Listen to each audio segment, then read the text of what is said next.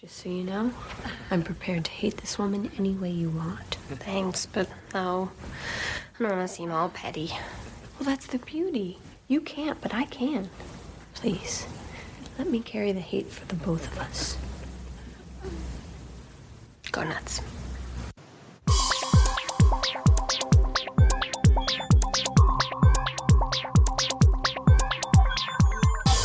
Hello, friends, and welcome to episode 117 of Revisiting Sunnydale. I am Camila. I'm Marcella. Welcome back to another episode. This is yes. And usually, we start off with some hot topics. I guess let's get this out of the way. The housekeeping ways that you can keep up with us: our Facebook page, Revisiting Sunnydale; Twitter @BackToSunnydale; Instagram @RVS_podcast. Look, I know it would have been easy for it to all be the same name across the board, but things like character limits and whatever, it wasn't possible. The website is revisitingsunnydale.com, and the podcast that you can rate and subscribe to is on Apple Podcasts, Libsyn, iHeartRadio, Google Podcasts, and Player FM. As well as, I said Libsyn, but also I keep finding it in these other random places that podcasts are as well. So, try your luck. Just go ahead and Google Revisiting Sunnydale podcast and see what's up. Like if one of those places aren't see what happens. Right? Aren't one of the places where you normally get your podcasts. Maybe it's at Stitcher or wherever else. I know it's not on Spotify though. That I can say for sure. All right. So this was a heavy heart that we just in real, moment of just RIP to Chadwick Boseman. I don't even know. This episode is airing probably 2 weeks after his untimely and unexpected death. But still, we wanted to make sure that we just give honor to him and pay some respects. And I got the message from you at 3 a.m. when I woke up, and I was like, what happened? But so I'm immediately because you just said, did you hear about Chadwick? And I was like, well, there's only so many Chadwicks in the world. Right. It has to be. Right. I'm like, is that what we're calling Channing? Did we mess this up? That's my 3 a.m. brain. Right. No, Channing. And I immediately Google it, and I'm like, I think I may have dropped my phone or just kind of I just cried. Yeah. I almost threw my phone when I found out. It was I had been without power because of the storm from 1 to 10 o'clock on Friday. And then so I wasn't really online or anything. But I also found out the rest of the world basically found out the same time I did too. Mm-hmm. But that was one of the first things I saw on Instagram. I was like, nuh-uh. Yeah, that was my first reaction. I was like, no. And then I saw that the post was from his Instagram account. And I just was done. And I was I was just in this state of shock, basically just nuh-uh. And still kind of Googling around and stuff and seeing other things. And then I think it started to sink in a little bit more. And then I was just actually, yeah, because I was gonna look on the TV and see is there anything, and then I started to think well, where the fuck would it even be on cable with 5,000 channels? I don't even know where to look anymore. Back in the day, it would have been just turn it on and NBC would have been something on there already. But so I'm going through the guide, and then I see that Get On Up is playing, just happens to be playing, and I turn on there, and that's when I lost it. I was done. I've never seen that or 42. Get On Up is actually pretty good. 42, I know I saw it, but I don't recall it that much. Just because. And I haven't seen his new one on Netflix. The two that he did, I think, for Netflix. The Five Bloods. The Five Bloods, and then the one where he shuts a whole city down to find some dude. I think. Not I forget what that 21 one was. Bridges. Yeah. I don't want to. That's not a good movie.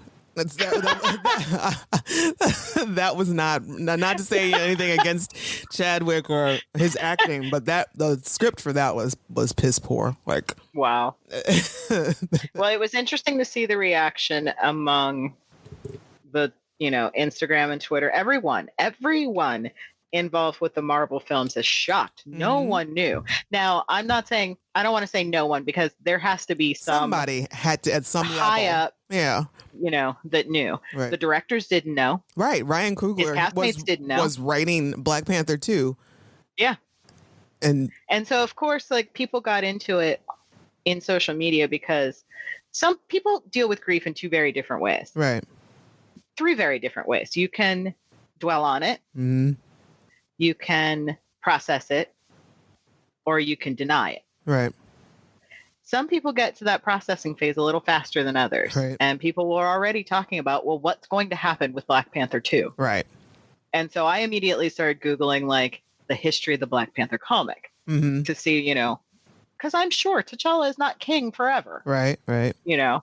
And there just does so happen to be a storyline where Shuri does become Black Panther. Really? Yeah. That's where they are right now. I think she is the current Black Panther, possibly. Wow. But there is a comic that has that storyline in it. And some people are just very business minded as well. Like, they have to make these decisions and they have to have these conversations. Right. Did it have to happen 12 minutes after it? Right. No. Like, maybe you go ahead and just have those thoughts privately. Right. Right. Like a week later, sure. Right. A couple days later, okay. But that day it may have been. Now, I'm not saying my mind didn't immediately go there. Yeah, but, right. No, exactly. I sure as shit didn't tweet about it. Right. Exactly. And it's, yeah. I mean, me personally, I kind of would wish that they would just leave it. But, and I know the projected release date was what, 2021 or 2022? I think 2022. Yeah. I don't know. We're all going to need some time to sit with it. And I don't know how. I mean, I guess if in the comics in canon that Shuri does eventually become Black Panther, then I guess it makes sense to do it like that. I mean, at first when I was And then the other option we have is, people don't stay dead. Right. In the MCU. I wouldn't be opposed to a Killmonger redemption story. Exactly. Because I've been saying this whole time, like, there is he is not dead. Like, I don't care what we saw far away from that, like, with him just falling over. I don't think that he's dead. And right. That's not to say that he didn't fall over dead or just in fall pain, down. just like, whoo, I'm so tired. And T'Challa was like, whoop, nope. Yeah, Put exactly. that bead in him anyway. Right, exactly. Like, there's just I wasn't buying it at all. And and given the performance that Michael B. Jordan gave and the popularity that he brought to that character and just like the charisma and everything to that character, I can't imagine them not wanting to be like, all right, sure, let's bring him back. It was just too much. But I think we're all agreed to lay T'Challa to rest. There should not be a recast of T'Challa. No, absolutely not. And don't try some weird Princess Leia CGI. No, please don't. No, thank you. Just don't. Right. I know every time I watch Endgame and he comes out of that damn swirling tunnel, I'm going to bawl. I'm going to bawl my fucking face off. Yep. I watched Black Panther this weekend and yeah, absolutely. And I sadly fell asleep like 10 minutes into it. Well, it's usually kind of what the thing is with me with Black. Like I've seen the first half of Black Panther probably 100 times, but like after like the initial 10 times of watching it, I probably just fall asleep to it because it's so comforting. But then why did I wake up, put on Remember the Titans, and sit there engrossed like, what? Well, how long has it been since you saw Remember the Titans? A while. Yeah. A while. And I was like, oh, Ryan Hurst, you're such a baby. I know. Such a putum. It makes me sad that movie was in 1970, like took place in the 70s. Mm. You would think that level of segregation had been worked out by the 70s. Right. It was just the 70s. It was just the 70s in that movie. Oh, my God. Right. So, like, when we're in our 60s, are we going to be like, we sure didn't come as far as we thought we had? Right. Lucky I went to the school I did. Right. All right, friends. So rest in peace and power and comfort to Chadwick's family and friends. And God, what an amazing man. I was just finding out like everything that he did and basically just in his own circle of, not everybody, like I don't need to promote this. I don't need to brag about all of the charity and hard work and things that I'm doing and giving back to the community and people. And so, but when I'm dragging ass, I'm going to be like, bitch, he had cancer. Right. And made like 6 movies. Get the fuck up. Seriously. Seriously. Like, if I have a bad cold, I can barely make it to the kitchen. Like, Right? this man. I'm curled up on the couch like, oh I'm gonna die. No. Yeah, exactly. So we are here today for season 6, episode 15, As You Were. Original air date February 26, 2002, day after my birthday. Written by Douglas Petrie, directed by Douglas Petrie. Buffy's ex, Riley, brings his raggedy ass back to Sunnydale, but he is not alone. Together, they track a mysterious dealer who is selling demon eggs that could wipe out the entire city. We got our guest stars of Amber Benson, Tara McClay. Is she in this one? Yes, she is not a series regular until the episode in which she kicks it. But is she in this episode?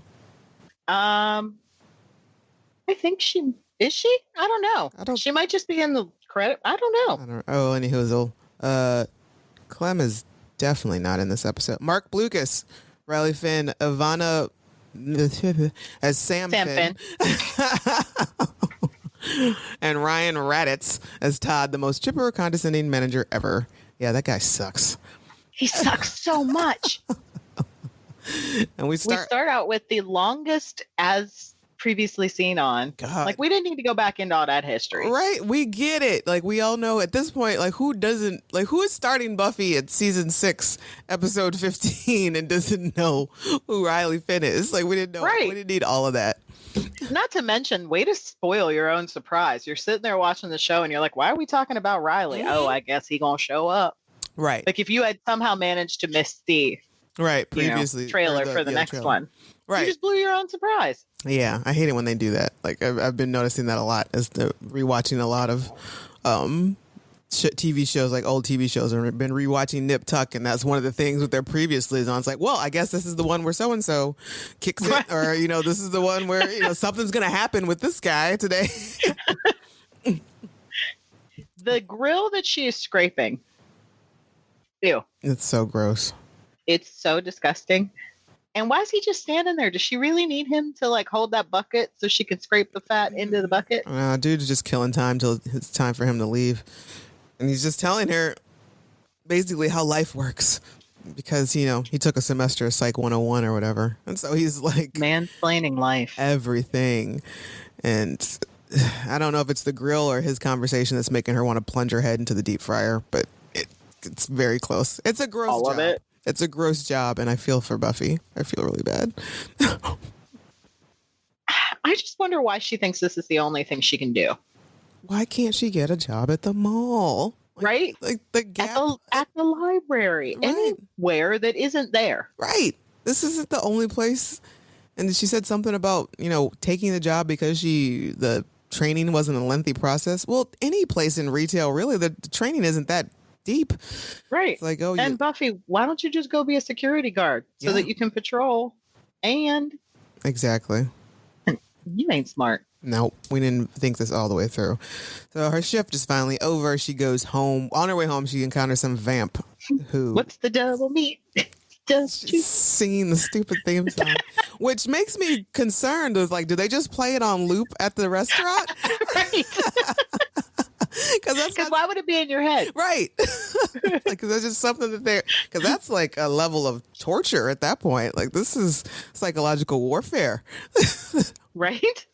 And yet again, Californians, I know you're going to say something, but even at your coolest, is all what she has on necessary? It's a turtleneck. No, it's not a turtleneck sweater, but it's a big old. I mean, it's a super cute pea coat, and it is a super cute pea coat. Yeah, she is wearing a turtleneck sweater, and it's a big like cowl neck cable knit sweater. Yes, like she's got to be hot. Yeah, it can't be any. I mean, even if it's like 50 degrees right now, like that's your kind of overkill right there.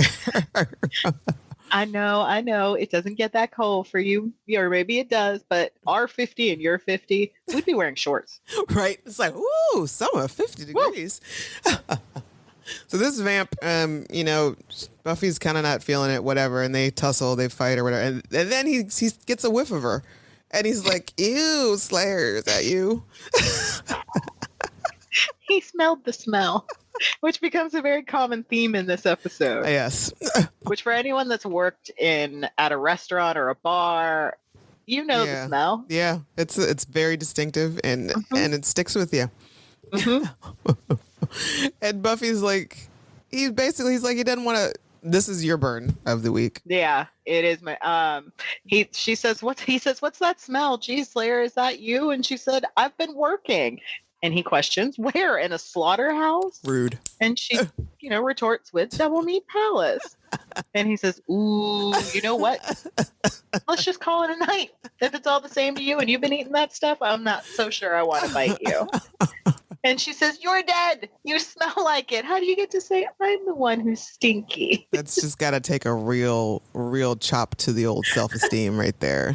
Yep. And she kills him anyway. That's how mad she is. She could have let him go, but she's so offended. I feel like she killed him out of spite. Yes.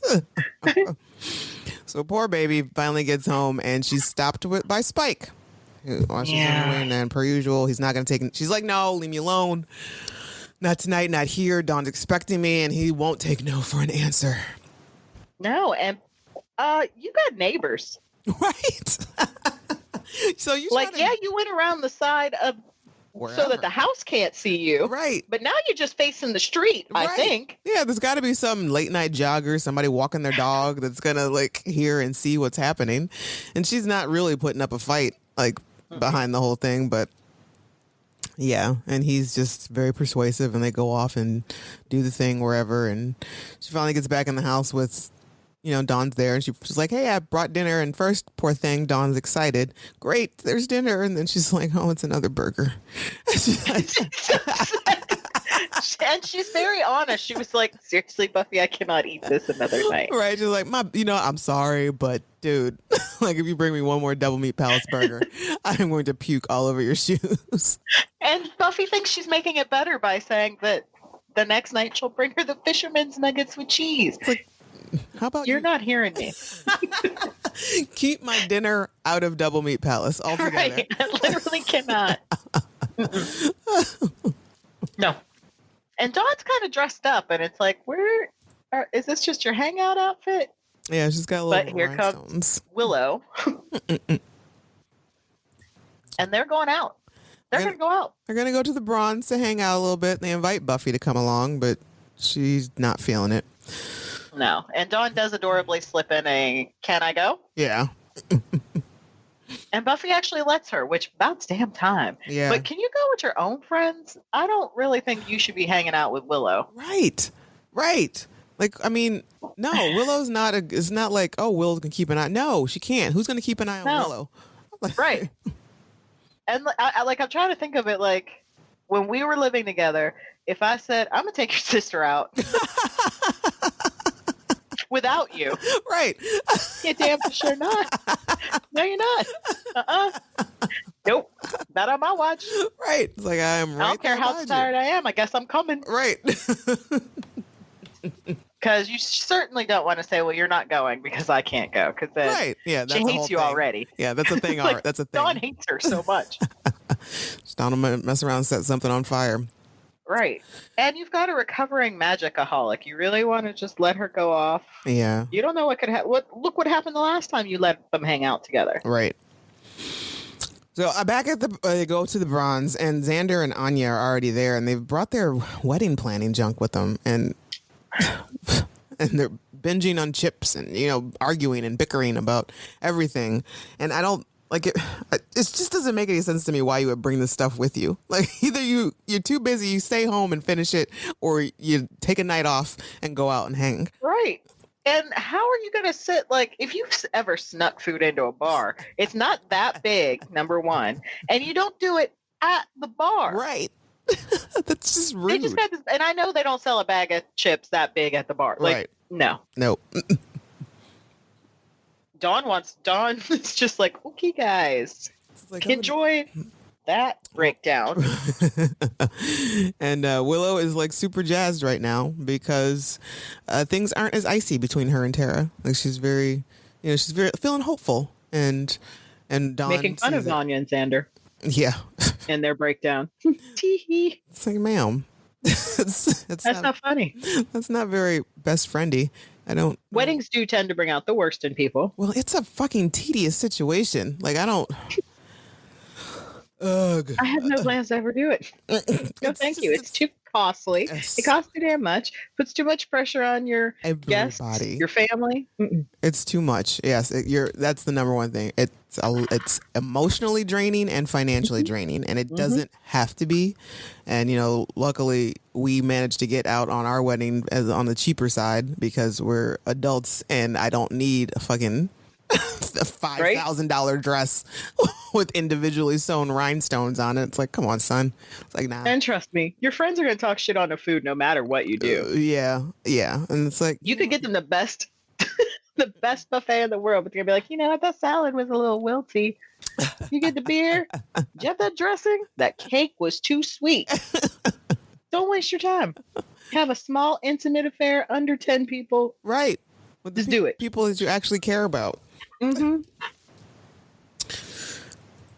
So Spike fucked up Buffy's beautiful peacoat, which I'd be really upset about. Grass stains. Like, come on, man. And she tried to get it out while everybody was at the bronze, but it didn't work, and she passed out on the couch. Right. Oh, and whilst... so she passed out on the couch, and she's waking up to the garbage truck. Which happens to all of us. Yes, it sucks. Sucks hard. So you go tearing ass out of the house with your garbage bags in your hand, and you say what Buffy says. Don't you want your garbage? Right. And then she checks the mail and realizes that she did not get back into Sunnydale. Poor thing. Like, really? Sunnydale got that many students that they're turning people away? Honestly. Like, yeah. Okay. Like... And instead of being a grown-up and just telling her sister what happened, she just says, oh, nothing. Like, all right. And she hides it. And she goes back to her mundane life. She turns around. There's like a sink full of dishes, which I don't understand why nobody has time to load a dishwasher. Like, there's a dishwasher right there. Like, Dawn. I could see why Dawn didn't do it because she's a teenager and kind of an asshole. But Willow? Yeah. Exactly. If you ain't paying rent. So you at least you can do is load and unload the dishwasher. Mm-hmm. Now Buffy has to go back to work. She's still got to deal with Todd, whatever. And again, her life is blase blah. Now she's forced to go up to work the counter. And who shows up? But the cartoon anime villain version of what used to be Riley Finn. He's in his Black Ops is a Archer, what is it, tactile turtleneck. And a big ass scar that he did not have when he left Sunnydale right across his face. Right. So this is rogue demon hunter sort of Riley. And first things out of his mouth is like, I need your help. Like, sir. How about a hello? This whole thing is wrong. And poor Buffy, she has zero time to really react. No, she just says my hat has a cow on it. That's what I love. That is what I love about Buffy. She's more embarrassed about her job. She can't even focus. Right. I don't even work the grill anymore. I'm on counter now. She can't speak properly anymore. She's there's just random thoughts falling out of her mouth as she stares at him like, is this a dream? Like, am I hallucinating? Is this And he realizes this, and he says now's not the time, but they do need to catch up, and that he really needs her help. Yeah, he's like, I'm sorry, I probably could have done this better, basically. It's like, yeah, you could have. You managed to track her there. Like, you couldn't have found a more appropriate time. Before or after her shift. Yeah, I mean, So he needs her help. And she's like, great. And just abandons all responsibilities at the Double Meat Palace and takes her shit and leaves. And Todd's just like, Buffy. Buffy. She's gone. So there's some rare, lethal, nearly extinct demon on the loose. Savolti. I still don't understand why. Like, he really did not need her assistance with this. No, this is such a filler episode. You've been off in the jungles of wherever, like fighting all sorts of demons and everything, and tracking and doing the whole team of folks. Like, y'all, right? It's a whole entire operation. What you don't, and yet somehow you need Buffy, right? Like, immediately, like, you have to. This is whatever. This is. Then I get a look at the thing and I'm like, you know what? I see why. It's got mucus coming out of his teeth, of which there are about 100. Yeah. And it's just, it's hitting people in the street. It's just kind of running around all rampagey. And Riley's like, it's a wild bear, people. No. Sir, that is not a damn bear. If anything, an elephant, I would have like Right. that would, A sure. rhino? Oh, yeah. A young hippo got loose. A wild bear. That's a bear if I... Do better with your cover stories. I do like the moment she has where he's like looking at all his stupid tech, which makes no sense whatsoever.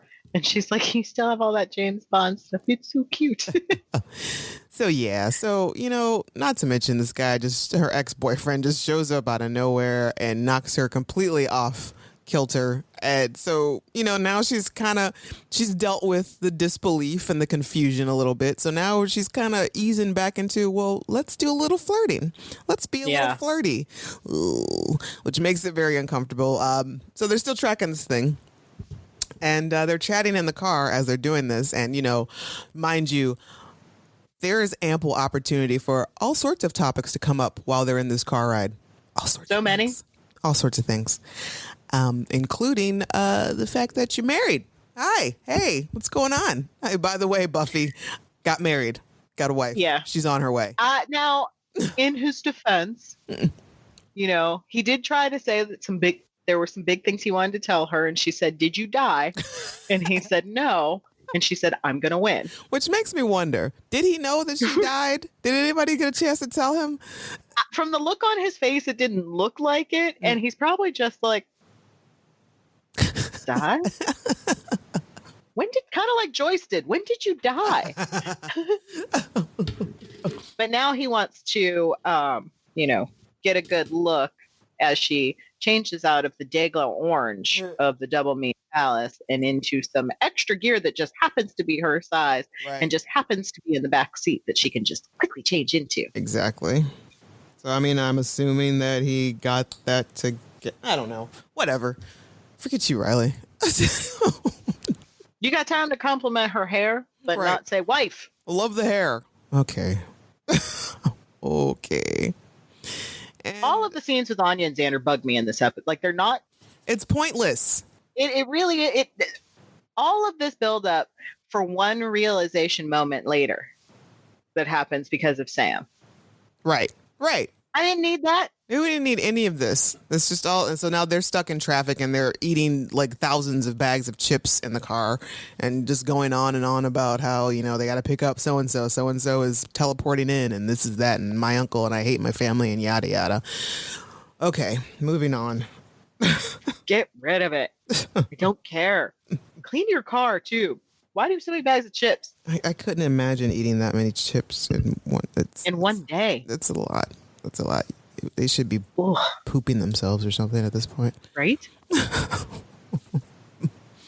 So they have to go to the aqueduct, which apparently Sunnydale has now, this giant dam. Sure.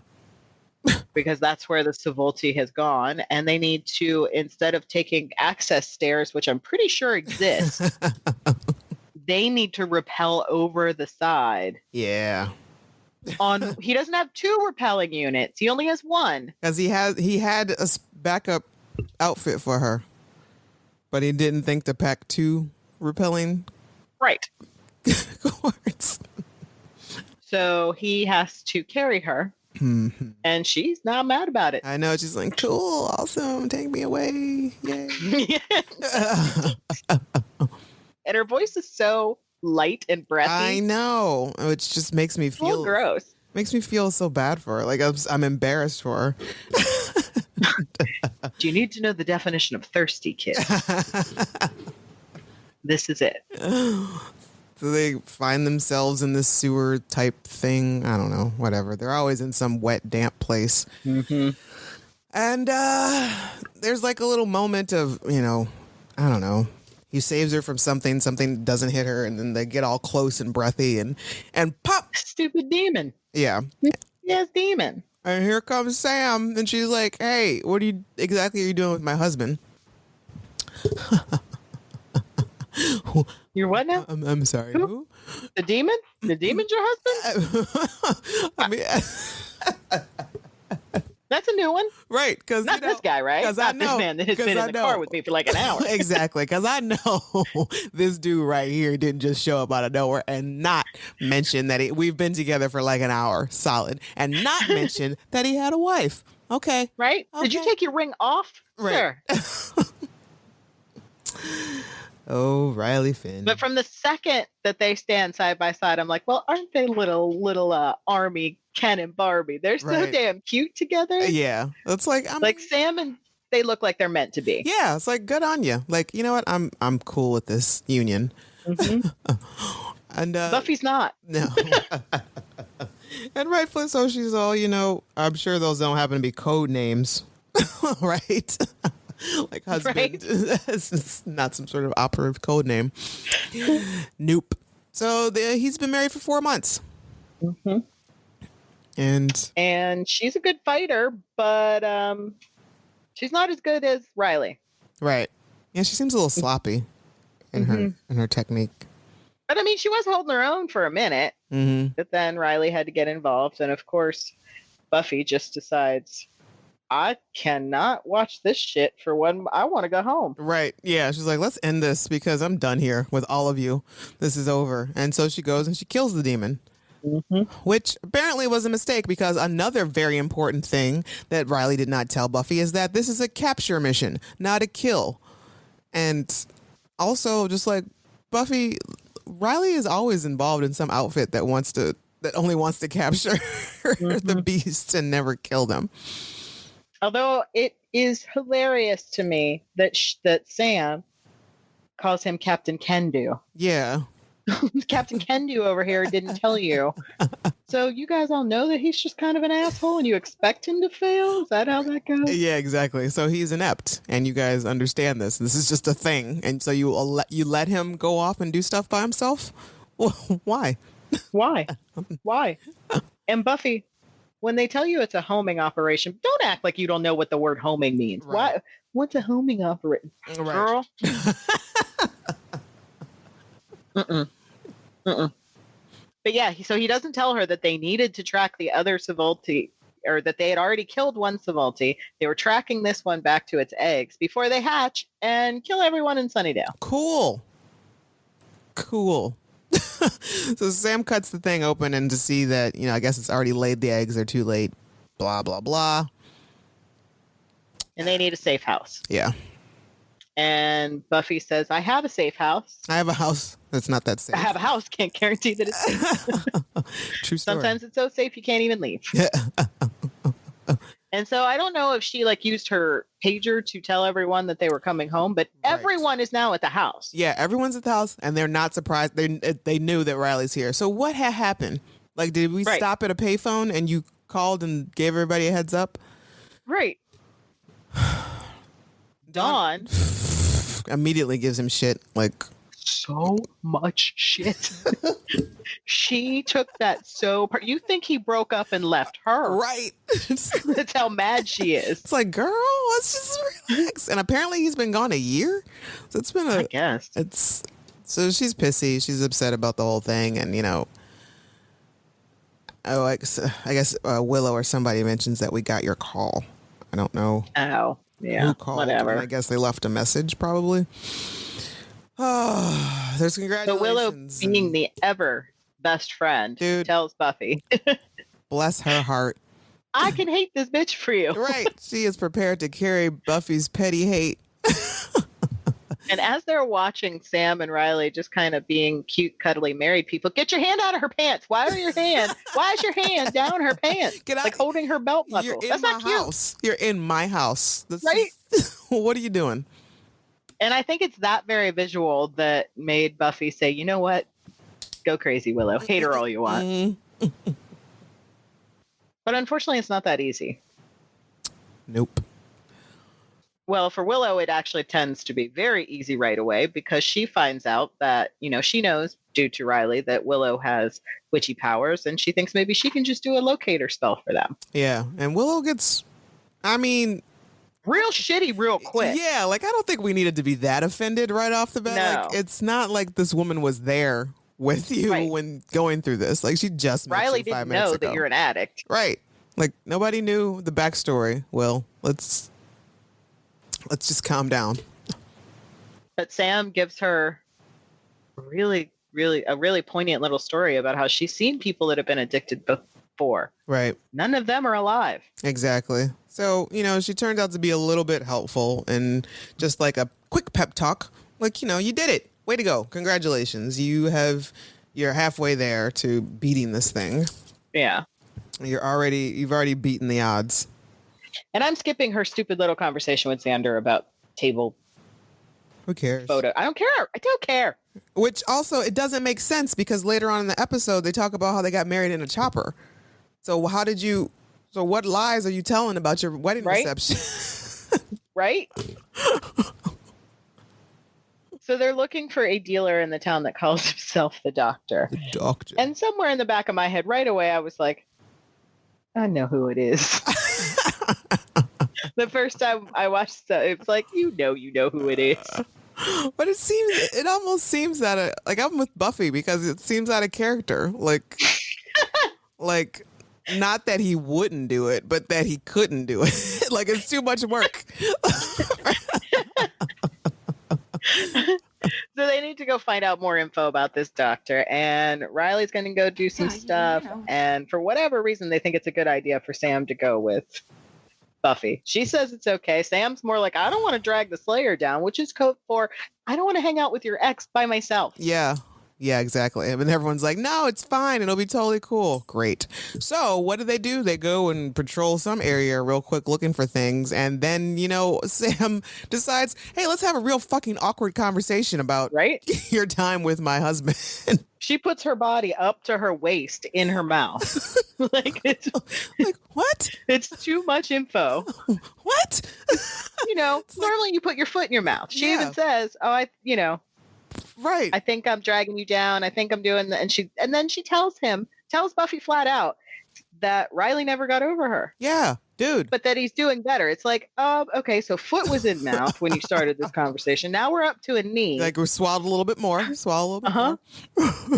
And then out of nowhere, she's like, you know what? I think I am slowing you down. I'm going to go.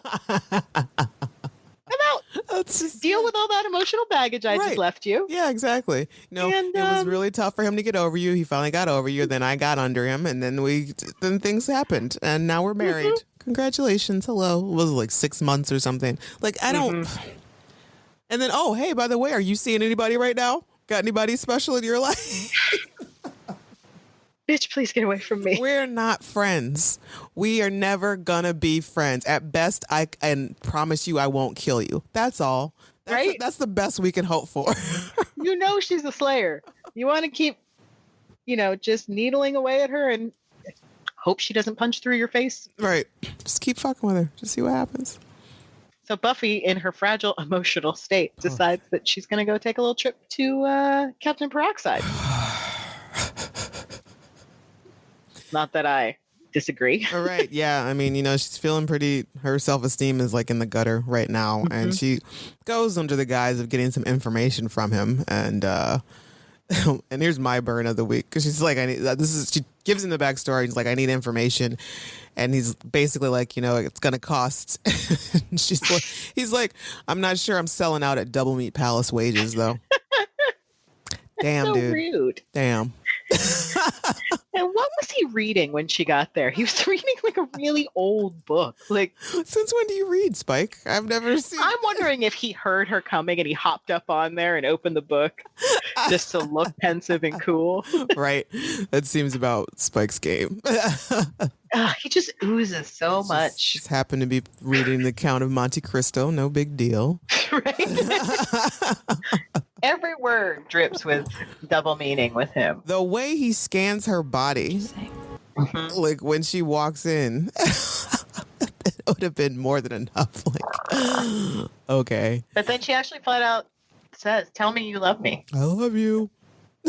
Tell me you want Tell me. me you want Always me. want you. And she's shut up. It's like, And it's at that point I'm like, oh, you're just gonna use him like that. And he seems a lot of people talk about his treatment of her right. The way in later episodes. I don't think we talk enough about what she is doing to him. Yeah, how dirty she treats him. She does him. She does him dirty. And so they do the thing, and I don't know how they're managing to lay on that tiny ass tomb.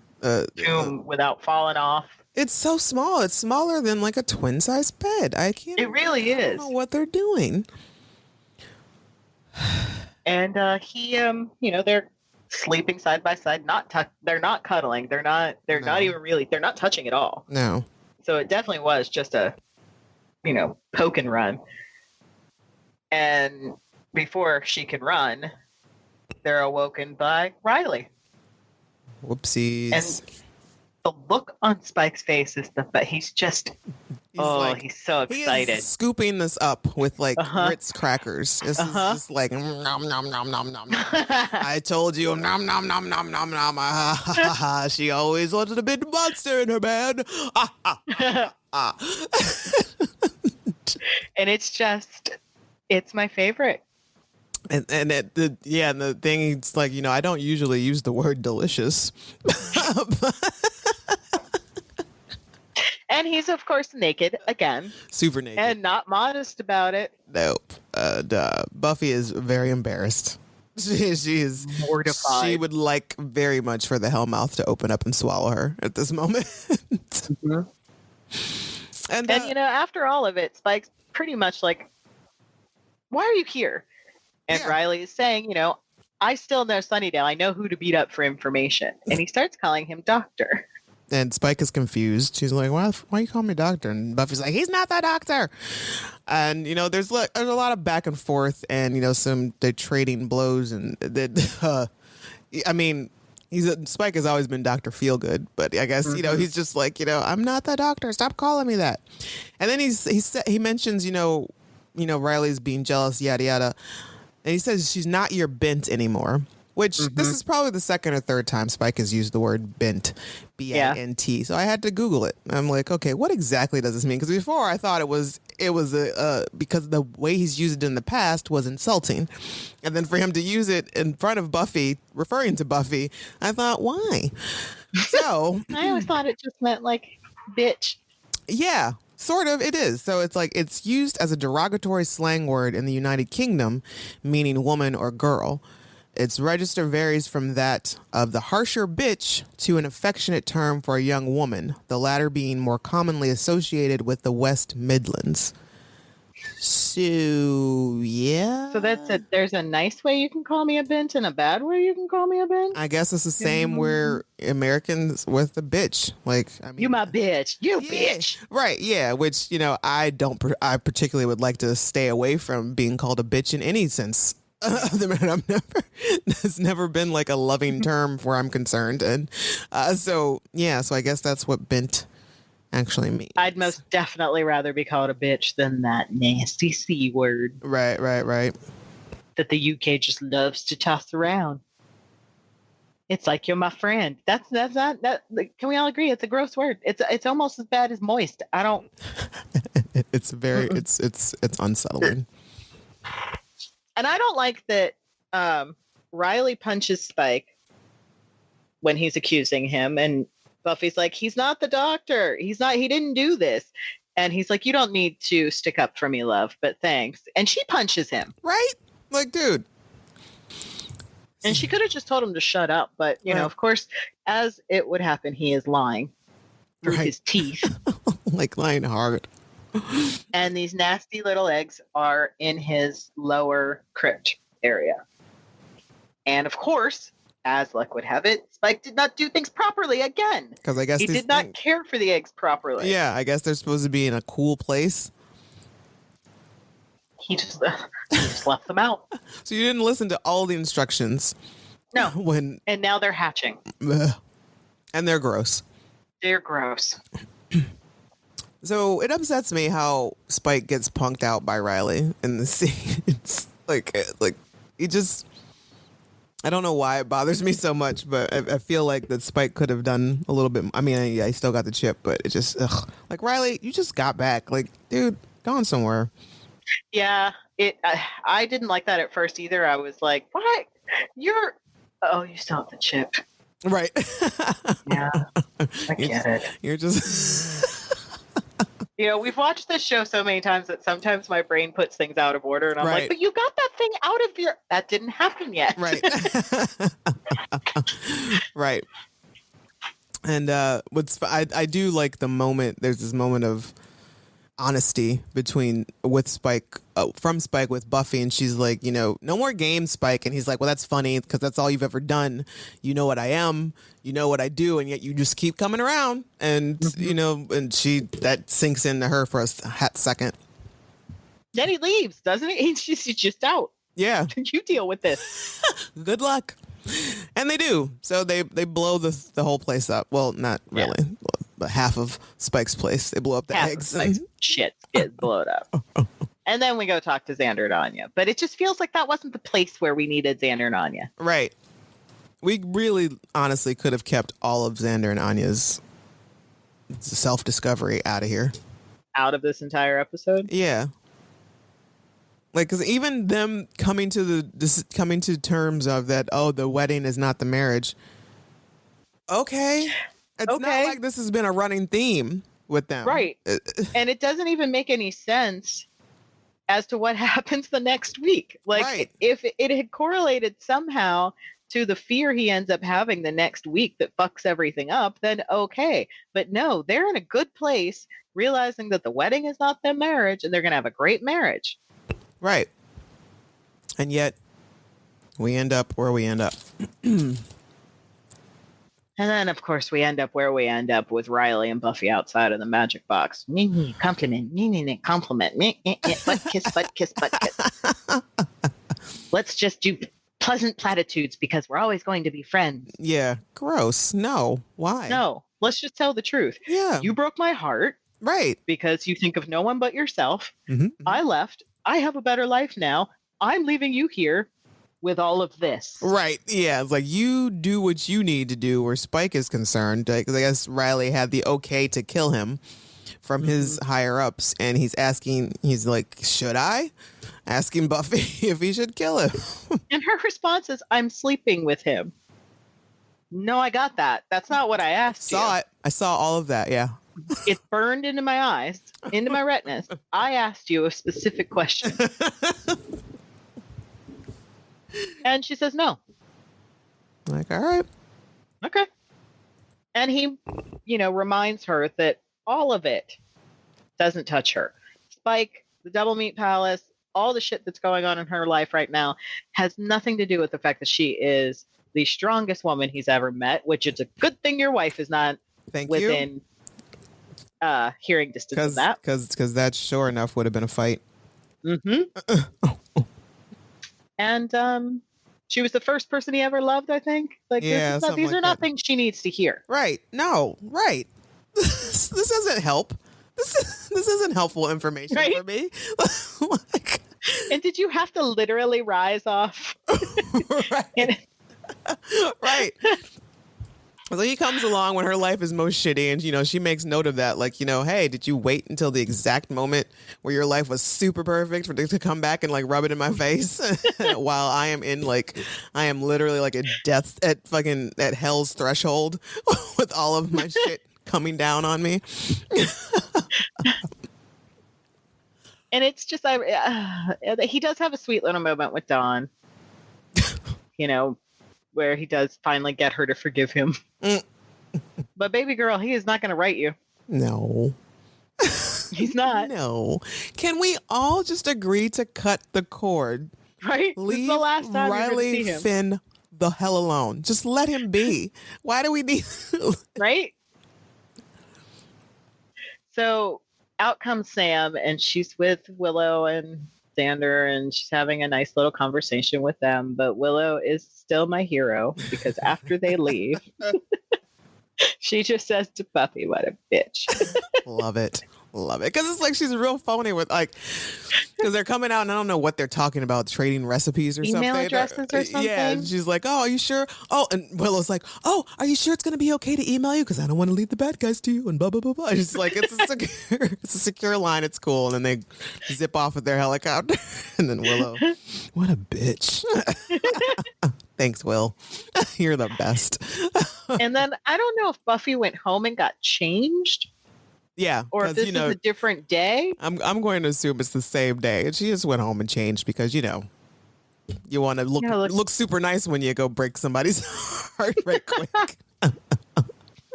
And Spike's kind of, digging through the shambles of his crypt after the full belt of grenades that Buffy threw down that hole. And she decides to tell him that it's over. Yep.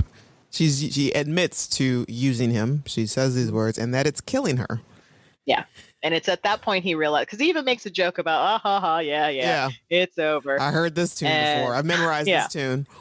And she's like, no, it really is. And then she calls him William. And that's when it sinks in. And then you hear his heart just shatter. Uh-huh. And his whatever insides just drop right down. And he's literally his bowels. agape as she walks out of the whole time. He doesn't say anything. He's just like, he has been rendered speechless. Uh-huh. And it's sad. He looks great too. Yeah. Except there's too much sunlight in that crypt. Like the room is so bright. Right. There's so much light on his pale ass skin. I don't see near lamp or electricity. Right? Like, what is this light coming from? Where is the source of light? Especially since this is supposed to be the part under the crypt. Right. Where is that light coming from? We find out that Spike has grow lamps everywhere in his basement, and he is now the new kingpin of Sunnydale. Nice. But that's where we're going to leave everything for this week, with broken hearts and uncomfortable and awkward conversations. Mm-hmm. And Buffy seems to feel like she feels the better. I'm sure she feels better for this. And, we find out later that it's still not super easy for her because I bet it's not. He's addicting. And there are some really nasty, dirty fanfics out there if people want to read them that go into a lot about the pleasures of his body being particularly cooler than hers. Stop it. Mm-hmm. And the sensation that would provide. Oh, my goodness. Mm-hmm. Oh. And when you start to think, you're like, oh, he is a little cooler than Ruth. Right. Tell me what? What was that specifically? Yeah. But I could see how she was like, oh. This is the hardest thing I've ever done. Like, it was easier sacrificing Angel.